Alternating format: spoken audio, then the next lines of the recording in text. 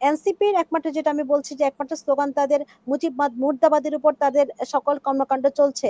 এবং সে একইভাবে এই সরকারের কিন্তু একটা বড় জায়গা জুড়ে মানে যদি আমি বলি এই ১ বছরে সবচেয়ে বেশি তারা সময় ব্যয় করেছে, তাদের শ্রম ব্যয় করেছে, তাদের মেধা ব্যয় করেছে আওয়ামী লীগ নিধনের পেছনে। এই সরকারও একইভাবে কিন্তু আওয়ামী লীগের জুজু দেখাচ্ছে সবসময়, আওয়ামী লীগ এটা, আওয়ামী লীগ এটা। এখন তাহলে আপনার সবকিছুই যদি আওয়ামী লীগকে কেন্দ্র করে আপনি করছেন মনে মনে সবসময় আপনার একটা, তাহলে স্পষ্টই বলতে হবে এই সরকারও কিন্তু একভাবে নাজুক, অন্যদিকে কর্তৃত্ববাদী। এবং এই নাজুকতা কারণে তাদের কর্তৃত্বপরায়ণতা, তাদের নিয়ন্ত্রণবাদিতা কখনো কখনো আওয়ামী লীগকেও কিন্তু ওভারকাম করে যাচ্ছে অনেক ক্ষেত্রে। কারণ কারণ যেই সরকার যত বেশি নাজুক তাকে তত বেশি কর্তৃত্ববাদী আচরণ করতে হয়। যে কেন নির্বাচনে মানুষের এই শঙ্কা, কারণ মানুষ আসলে জানে না নির্বাচনটি আদৌ হবে কিনা, হলেও কি ফর্মে হবে, একতরফা হবে কিনা, কোন কোন দল আসলে নির্বাচনে আসবে, কোন কোন দল বয়কট করবে, তাহলে ভাগ বাটোয়ারা নির্বাচন হবে কিনা।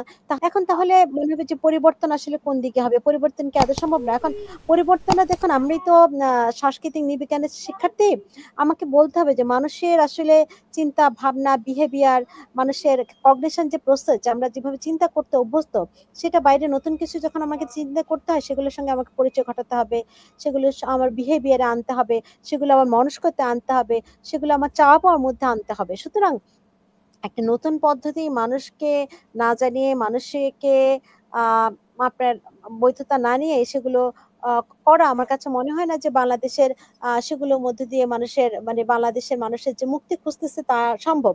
এখন দেখুন, তাহলে মুক্তি কোথায়? যেটা একটু আগে পাটোয়ারি সাহেব বললেন যে আহ মানে এর আগের সরকারের কথা বললেন, কিন্তু আমি এর সঙ্গে সঙ্গে এই সরকারের কথা বলছি যে ফেসবুকে একজন লেখার জন্য তাকে তার চাকরি চলে যাচ্ছে। এখন তাহলে আহ, গণমাধ্যমে সেলফ সেন্সরশিপ হচ্ছে। গণমাধ্যমে আসলে কয়টা নিউজ আমরা দেখতে পাই, বেশিরভাগ নিউজ আমরা ফেসবুক থেকে দেখি। কারণ ফেসবুক হয়ে যাচ্ছে আচার বিচার, সালিশ, দরবারের জায়গা। এবং সাংবাদিকরাও কি করছে, নিউজ করছে ফেসবুক থেকে। ফেসবুকে হুবহু আপনার তাদের স্ট্যাটাস তুলে দেওয়া হচ্ছে। এখন দেখুন, তাহলে এই যে বিষয় আসে হচ্ছে সেলফ সেন্সরশিপ কখন ঘটে আসলে, হ্যাঁ? এবং একটা রাষ্ট্র, সরকার দেশটি সুষ্ঠুভাবে পরিচালনা করতে পারছে কিনা আমরা নির্বিজ্ঞানে মানুষ হিসেবে সর্বাপেক্ষা যে বিষয়টি ইন্ডিকেটর হিসেবে দেখব যে সেখানে মানুষ ভয়ে আছে কিনা।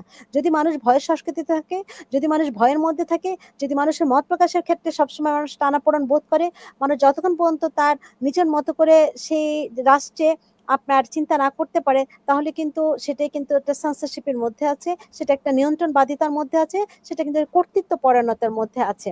এখন দেখুন, আমরা বারবার বলছি যে এই সরকারে কিন্তু শেখ হাসিনার একটা ছায়ার মধ্যে আছে। এবং এনসিপির একমাত্র যেটা আমি বলছি যে একমাত্র স্লোগান তাদের মুর্দাবাদের উপর তাদের সকল কর্মকাণ্ড চলছে। এবং সে একইভাবে এই সরকারের কিন্তু একটা বড় জায়গা জুড়ে মানে যদি আমি বলি এই ১ বছরে সবচেয়ে বেশি তারা সময় ব্যয় করেছে, তাদের শ্রম ব্যয় করেছে, তাদের মেধা ব্যয় করেছে আওয়ামী লীগ নিধনের পেছনে। যতটা তারা করতে পারতো, কেন এই সরকার একটা সুবিধা ছিল, এই জনগণ বাংলাদেশের প্রত্যেকটি রাজনৈতিক কিন্তু দলের আওয়ামী লীগ সমর্থন। কি নিধন করতে পেরেছে, মানে সেই অর্থে যে অর্থে তারা? আমি বলছি এই সরকারের বড় কিছু করার সুবিধা ছিল, সুযোগ ছিল। কারণ এই সরকার বাংলাদেশের প্রত্যেকটা রাজনৈতিক দলের সমর্থন পেয়েছে। এই সরকার একটা অভ্যুত্থানের ভিত্তিতে গড়ে ওঠা সরকার, এবং এই সরকার মানুষের জনসমর্থনে ছিল। ডক্টর ইউনূস নোবেল লরেটার, তিনি এবং তিনি আহ বৈশ্বিকভাবে পরিচিত। এবং আমি আমি এখন জার্মানিতে আছি, এখানে কিন্তু সবাই কিন্তু খুব হতাশ, বলছে যে উনি একজন নোবেল বিজয়ী, উনি ওনার দেশে কেন এরকম হবে, হ্যাঁ? কারণ ওনার কাছে এক্সপেকটেশনটা অন্যরকম ছিল। এখন দেখুন, উনি ওনার কথা যদি বলেন, উনি ওনার কনফ্লিক্ট অফ ইন্টারেস্ট যেটা উনি করেছেন, ওনার নিজের আখের গোছানো, উনি বিশ্ববিদ্যালয় করছেন, উনি ট্যাক্স মকুব করছেন, উনি ওয়ালেট করছেন গ্রামীণের, বিভিন্ন কিছু উনি ব্যক্তির স্বার্থে করছেন। এবং এর পেছনে ওনারা যদি ব্যক্তিগত চিন্তা বলেন, বেশিরভাগ সময়, বেশিরভাগ কথাবার্তা, বেশিরভাগ আলোচনা ওনার হয়েছে শেখ পরিবারকে নিয়ে, শেখ পরিবারের সদস্যদের নিয়ে। এখন দেখুন, এখন শেখ হাসিনা যেরকম আপনার জামাতে জুজু দেখিয়েছে সব সময়, আপনার ৭১ বেনিয়া তৈরি করেছে, এই সরকারের কিন্তু জুলাই বেনিয়া তৈরি করছে। এই সরকারও একইভাবে কিন্তু আওয়ামী লীগের জুজু দেখাচ্ছে সব সময়, আওয়ামী লীগ এটা, আওয়ামী লীগ এটা। এখন তাহলে আপনার সবকিছুই যদি আওয়ামী লীগকে কেন্দ্র করে আপনি করছেন মনে মনে সবসময় আপনার একটা, তাহলে স্পষ্টই বলতে হবে এই সরকারও কিন্তু একভাবে নাজুক, অন্যদিকে কর্তৃত্ববাদী। এবং এই নাজুকতার কারণে তাদের কর্তৃত্বপরায়ণতা, তাদের নিয়ন্ত্রণবাদিতা কখনো কখনো আওয়ামী লীগকেও কিন্তু ওভারকাম করে যাচ্ছে অনেক ক্ষেত্রে। কারণ কারণ যেই সরকার যত বেশি নাজুক তাকে তত বেশি কর্তৃত্ববাদী আচরণ করতে হয়। এবং হুম, স্পষ্টতই যে সরকারের জনগণের সঙ্গে সম্পর্ক কমে যাবে, তার আচরণও হয়ে যাবে কর্তৃত্ববাদ, যেটা আওয়ামী লীগের হয়েছে। এবং সরকার দেখুন ১ বছর থাকুক, ৬ মাস থাকুক, সরকারকে জনমুখী অবশ্যই হতে হবে।